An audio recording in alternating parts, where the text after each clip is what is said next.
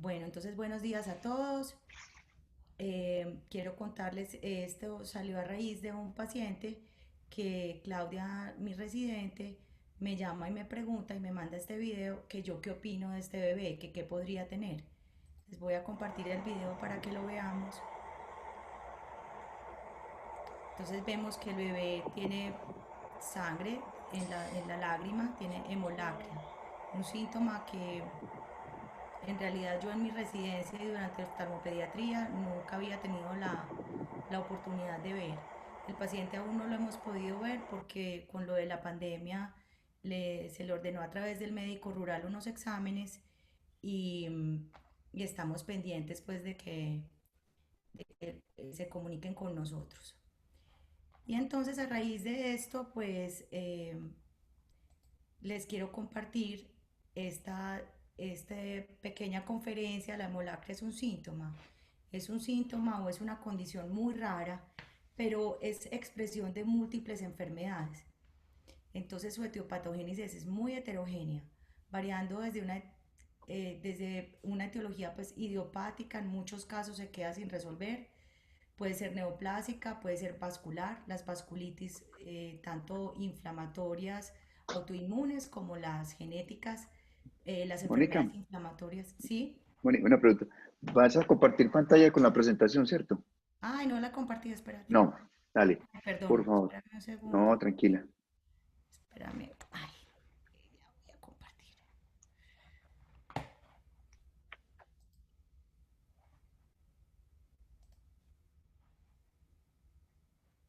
Y no me sale, Carlos, espérate.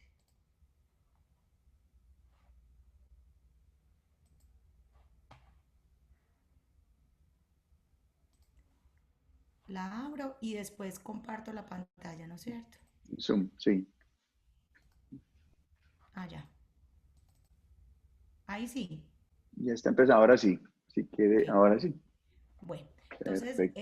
como les venía diciendo, la hemolacria es un síntoma más que una condición, ¿no es cierto? Y es un síntoma de muchas enfermedades.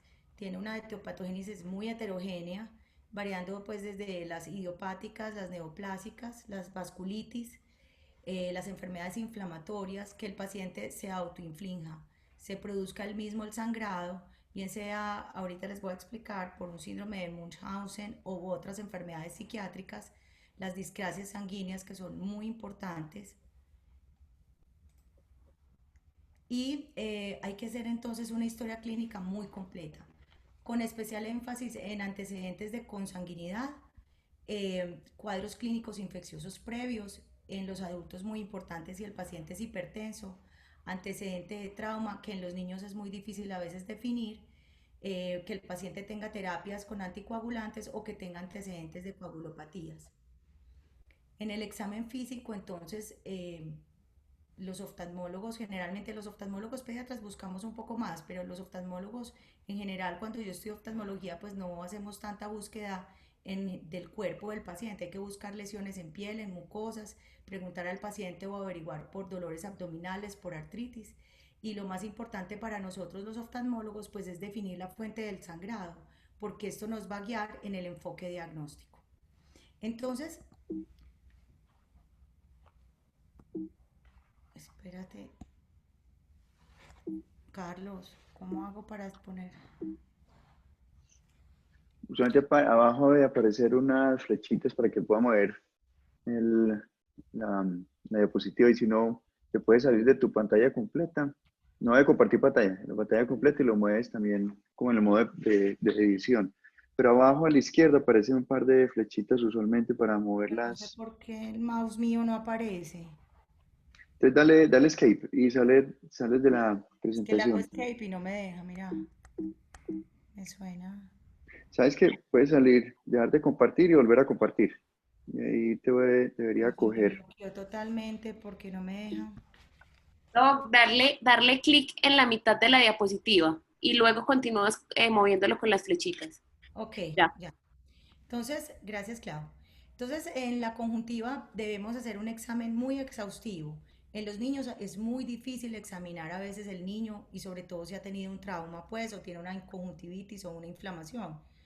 pero hay que hacer todo lo posible por tratar de hacer este examen en el consultorio. Si no es posible, es mejor hacer un examen bajo anestesia general, ya que las causas conjuntivales benignas son las más comunes de la hemolacria. Entonces, para nosotros los oftalmólogos es muy importante el antecedente de cirugía.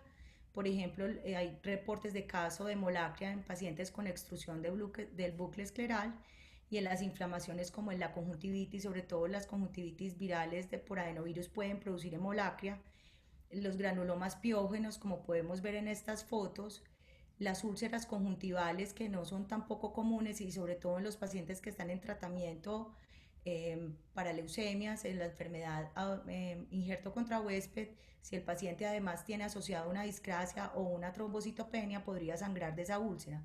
La tuberculosis, que en nuestro medio no es tan rara, generalmente es unilateral, es crónica, hay que buscar un nódulo o una úlcera conjuntival y con su linfadenitis asociada.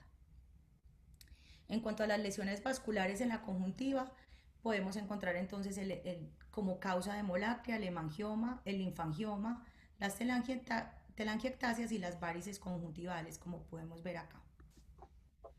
El melanoma maligno de la conjuntiva produce hemolacria, incluso hay unos reportes de ese mismo pigmento en la lágrima, produciendo una lágrima como negra y oscura. Y algo que me parece muy importante, sobre todo para los oftalmólogos pediatras, es la presentación de la menstruación indirecta o vicarios. Esto es un cuadro clínico de un paciente que es una paciente que generalmente está con la menarca y presenta un tejido endometrial ectópico que puede estar en la conjuntiva o en la lágrima o en la glándula lagrimal. Puede ser esa una de las razones, o la otra razón es que haya una influencia hormonal exagerada sobre los vasos de la conjuntiva y esto también produzca hemolacria. Particularmente estos pacientes, la hemolacria es cíclica y viene cada mes. Entonces hay que estar muy juiciosos en la historia clínica y en los antecedentes personales y preguntar, aunque sea una niña de 12 años, hay niñas de 10, de 11, de 12 años ya con la menarca, incluso de 10 años, es muy importante preguntar por esto, porque es una causa de las más comunes de hemolacria, teniendo la hemolacria como un síntoma muy raro. Los cuerpos extraños, que en los adultos es fácil saber por antecedentes personales y por el paciente adulto expresa que tuvo la caída del cuerpo extraño, en los niños volvemos a lo mismo, muchas veces es difícil de definir y hay que buscarlo y hay que pensarlo. Entonces también en el examen bajo anestesia buscar hemorragias subconjuntivales, sospecharlo y ayudarnos con otros laboratorios, y imágenes y radiología. Antes, cuando se usaba el nitrato de plata en estos niños para las conjuntivitis para la prevención de la conjuntivitis neonatal, también se ha reportado como causa de hemolacria. Bueno, este es un caso de una paciente, de un reporte de caso en uno de los artículos que tenía. Esta paciente tenía una dacrocistitis crónica. Aquí podemos ver, Claudia, cómo hago para señalar, es que el mouse no me aparece, bueno, en el TAC podemos ver en el lado derecho, que es el mismo lado donde la paciente presenta la hemolacria, un engrosamiento de las paredes del saco lagrimal. Muchas veces hay dacriolitos ahí que también están produciendo el sangrado y por esto es importante ayudarse de TAC, de resonancia, que nos incluya también los senos paranasales, la vía lagrimal y la órbita, para poder descartar entonces todas estas otras patologías que nos puedan producir hemolacria. La blefaritis severa puede ser causa también de lágrima con sangre. Sobre todo hay más reporte de caso con el tirio pubis que encontré. El trauma. Bueno, el trauma, volvemos a lo mismo. Entonces el trauma puede ser quirúrgico, puede ser por una cirugía de senos paranasales, ¿no es cierto? Y en cuanto a los tumores del saco lagrimal, en los niños es más común los meningiomas, los hemangiomas o los papilomas en el saco lagrimal.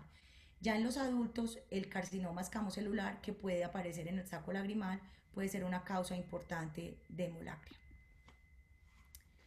Bueno, en cuanto a la glándula lagrimal, por eso es tan importante definir, y ahorita cuando hablemos del diagnóstico, de dónde nos viene el sangrado, y hay una forma relativamente sencilla de definir para nosotros si el sangrado viene de la superficie ocular o viene retrógrado de la vía lagrimal.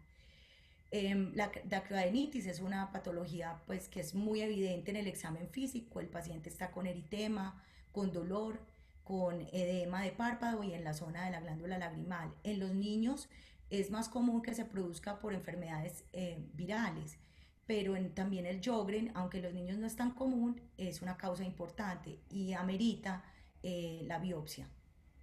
En cuanto al origen orbitario, las varices de la unión de la vena angular y la vena oftálmica también podrían producir hemolacria y la fractura del techo de órbita. Las fracturas del EFOR podían producirlo y aquí en esta foto que vemos es una foto posoperatoria de un paciente con una fractura del EFOR 1 que donde dice OS es el material de osteosíntesis que se ve lesionando el área del conducto y del saco nasolagrimal. Entonces, este paciente se presentó con hemolacria días después de la reconstrucción de la fractura del EFORT. Entonces, eso puede ser un origen, que la osteosíntesis que le pusimos para la reconstrucción de la fractura pueda estar lesionando la vía lagrimal. El hemangioma orbitario no es una causa rara de sangrados o de hemorragias subconjuntivales, pero tiene que haber pues algún tipo de comunicación entre la órbita y la superficie ocular. Bueno, en los niños es muy importante las discrasias sanguíneas, sobre todo aquellas que son hereditarias. Por eso en el principio de la conferencia yo les quería hablar pues les hice énfasis en la consanguinidad. Y es que la epístasis es también muy importante, digamos que de los primeros que describen hemolacria por el reflujo de la sangre, de la vía lagrimal, de la nariz y de los senos paranasales y toda esta área hacia el ojo por un factor retrógrado. Tenemos que pensar en la hemofilia, en la púrpura trombocitopénica, la deficiencia del factor 7 y otros factores de coagulación. Por esto es muy importante ayudarnos con los hematólogos para todo el análisis de estos pacientes, porque hay que hacerles estudio de todas las discrasias sanguíneas, muchas de ellas que no son evidentes en los primeros exámenes de laboratorio, incluso con las plaquetas adecuadas. En cuanto a los desórdenes vasculares, tenemos dos importantes que son muy importantes en los niños. El Osler-Weber-Rendu, que es una vasculitis, es una enfermedad de los pequeños vasos y produce telangiectasias y malformaciones arteriovenosas. No es vasculitis, son malformaciones arteriovenosas por mutaciones del gen de la endoglobina o del gen ALK. Estos niños pues entonces, o estos adultos también pueden tener entonces lesiones en la boca, en la lengua, como aquí lo podemos ver, y en el ojo las pequeñas telangiectasias que podemos observar. Estos pacientes pueden tener sangrado. Y la púrpura de Genot-Cholin, que es muy común, pues es de las vasculitis más comunes en los niños por inmunoglobulina A en reacción a enfermedades infecciosas previas generalmente, aunque también se puede producir secundario al uso de medicamentos o a factores ambientales. Aquí en la parte de abajo, en la diapositiva, podemos ver las lesiones de una púrpura de Genot-Cholin, de una vasculitis por púrpura de Genot-Cholin. Entonces, evaluar siempre y ser muy cuidadosos en el examen físico general del paciente. En cuanto a los medicamentos, entonces es muy importante tener en cuenta que hay medicamentos que pueden producir sangrado del ojo espontáneo. La metacolina es un medicamento que se utiliza para la evaluación del sistema autónomo y puede producir vasodilatación periférica y esto generar sangrado. Obviamente preguntar si el paciente está tomando aspirina o está utilizando heparina o warfarina. Y la acetilcolina, ha habido reportes también de casos de pacientes con sangrado en el ojo secundario al uso de acetilcolina. En cuanto a las enfermedades psiquiátricas, hay varios reportes de caso en el síndrome de Munchausen. Por ejemplo, una paciente que se puncionaba los dedos, las yemas de los dedos y luego se ponía la sangre en el ojo. Hay entonces que revisar si notamos que el paciente es nervioso, que tiene antecedentes de tratamiento psiquiátrico o que tiene una situación familiar difícil. Revisar muy bien las manos, los pies, igual todo hay que revisarlo pensando en otras lesiones de púrpura, pero también pensando en que el paciente pueda autoinfligirse y simular la enfermedad. teniendo en cuenta que las causas idiopáticas y las causas psiquiátricas es lo último en lo que debemos pensar y que hay enfermedades como el hemangioma o tumores en los adultos, cáncer, que debe ser diagnosticado rápidamente. Las enfermedades que producen trombocitopenia o que producen las displasias sanguíneas pueden poner en riesgo la vida del paciente. Yo quiero mostrarles esta, me devolví porque esta última foto que tengo aquí es una bebé de Bogotá que me la compartieron otra oftalmóloga pediatra hace al mismo tiempo de mi paciente de hemolacria. Esta paciente también tenía hemolacria en Bogotá y tenía una hemofilia. Entonces, muy importante, eh, porque estos pacientes muchas veces consultan es por el síntoma que más les llama la atención y la gente se pone muy nerviosa si tú tienes tu bebé en estas condiciones, con este sangrado tan profuso por el ojo. Entonces, en cuanto al estudio de estos pacientes, pues en los adultos tenemos muchas herramientas. En este caso que les muestro aquí, que es de uno de los reportes de caso que estudié, este es un adulto con un tumor escamocelular del saco lagrimal y presentaba hemolacria. Se le hizo la dacrocistografía, que lo vemos aquí a mano derecha de la foto, donde vemos que hay distensión y falta de paso del medio de contraste, es muy evidente. Y en la foto del TAC y de la resonancia podemos ver el tumor. La endoscopia nasal exploratoria viene siendo también muy útil, una herramienta muy útil. Las varices en la nariz pueden producir epístasis y también por reflujo pueden producir sangrado. Y lo que yo les quería decir, que nosotros tenemos también una herramienta muy buena, que es el tapón de punto lagrimal. Lo tenemos en el consultorio, podemos ponérselo al paciente y separar la superficie ocular de la vía lagrimal y así saber o guiar más fácil qué apoyo diagnóstico yo me voy a llevar, porque pues si yo pongo un tapón de punto lagrimal y mi paciente sigue sangrando de la superficie ocular, bueno, yo si es un niño o si es un joven, ya me lo llevaría pues a un examen mucho más profundo de la superficie ocular y de la órbita, ¿no es cierto? Y definitivamente descartar que no haya un trauma previo, que el paciente a veces tuvo un trauma en un carro, en un accidente hace meses y no recuerda o no lo asocia, entonces el TAC es bien importante. Un estudio hematológico completo y apoyarse con genética si estamos pensando o vemos que el paciente tiene otras características genéticas importantes. Entonces, esto era lo que tenía para contarles de hemolacria. No sé si tengan dudas. Eh, Me cuentan. Y pues es sí es me he dicho, un signo muy poco frecuente, realmente en la Biblia nomás, pero no he visto las imágenes de estos niños. Muy interesante para saber qué buscar. Y el tema pues del tejido endometrial ectópico sí me parece extrañísimo que esté allá, pero Y todo es puede ocurrir. relativamente común y se presenta mucho como hemorragia subconjuntival. Esas hemorragias subconjuntivales de repetición en niñas Sí, jóvenes o en mujeres. Bueno, buscar por ahí. interesante, no tenía ni idea. Bueno, a ver qué opinan todos. No sé si quieran mencionar algo más, si alguien haya tenido algún paciente con hemolacria que nos quiera compartir. Aquí la doctora Clara dice que muy interesante, poco frecuente. Muchas gracias. Sí, Sí, es que es poco frecuente, pero muy interesante sobre todo para saber qué hacer en caso que no llegue. pues sí, en realidad, y no echarlo en saco roto, en realidad tiene en los niños unas asociaciones importantes que podrían poner de verdad en riesgo la vida del paciente. Y es Así es. extremadamente raro. Nosotros estamos esperando con Claudia porque en realidad vale la pena reportarlo.